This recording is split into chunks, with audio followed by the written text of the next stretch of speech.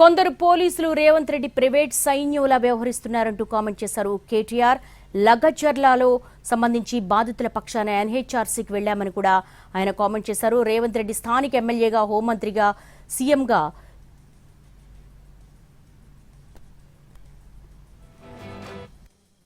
ఈ గ్రామ ఆడబిడ్డలు,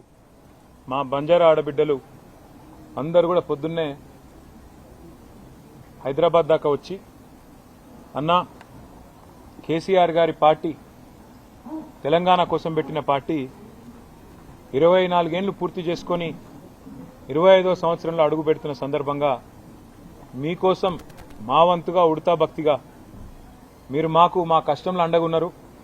మీ కష్టంలో మేముంటామని చెప్పి పొద్దున్నే వచ్చి తలా 1000 రూపాయలు వేసుకొని 1 లక్ష రూపాయల చెక్కు నా చేతికిచ్చి, ఇది మా తరపున మీ పార్టీకి ఒక విరాళంగా ఇస్తున్నాం అని చెప్పి పొద్దున వచ్చినప్పుడు నిజంగా గుండె నిండా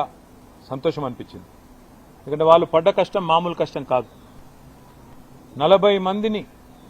రైతులను, అందులో గిరిజనులు ఉన్నారు, ఎస్సీలు ఉన్నారు, బీసీలు ఉన్నారు, అందరూ ఉన్నారు, ఓసీలు కూడా ఉన్నారు, అందరూ ఉన్నారు. 40 మందిని జైల్లో పెట్టి పూర్తి స్థాయిలో వారిని చిత్రహింసలు చేసి, ఒక మనిషి ఎన్ని రకాలుగా శారీరకంగా చిత్రవదలు చేసే అవకాశం ఉంటుందో అన్ని రకాలు చేసి, ఆఖరికి హిరియా నాయక్కు ఛాతీలో నొప్పి వస్తుంది, గుండె నొప్పేమో సార్ అంటే పశువును గుంజుకపోయినట్టు బేడీలేసి తీసుకుపోయి ఆఖరికి మంచం మీద కూడా, నికృష్టమైన ఈ ప్రభుత్వం మంచం మీద కూడా సంఖ్యలతో బంధించింది. ఇవన్నీ చూసిన తర్వాత వాళ్ళు పడ్డ బాధ, ముఖ్యంగా మా ఆడబిడ్డలు, భర్తలేమో కేసుల భయానికి అటు ఇటు చెల్లా చెదురైనరు. ఎందుకంటే ఎవరి మీద పడితే వాళ్ళ మీద ఇష్టం వచ్చిన కేసులు. పాపం వాళ్ళ ఇళ్లలో ఉండే ఆడబిడ్డల మీద దాడి చేసి దారుణాతి దారుణంగా, కిరాతకంగా, నికృష్టమైన పనులు, మానవ మృగాల మాదిరిగా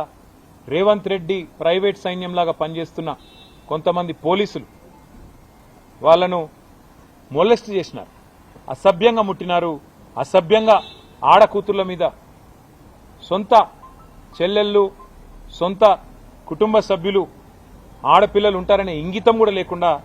వాళ్ళ మీద ఏ దిక్కు లేనోళ్ళు కదా అన్నట్టు వాళ్ళ మీద ఆనాడు ఇష్టం వచ్చినట్టు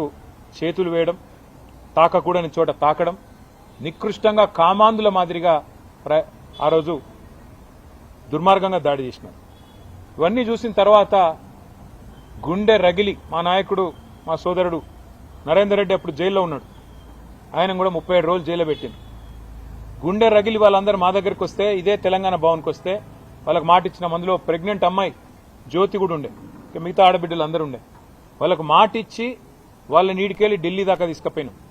తీసుకుపోయి మానవ హక్కుల సంఘం, జాతీయ మానవ హక్కుల సంఘం,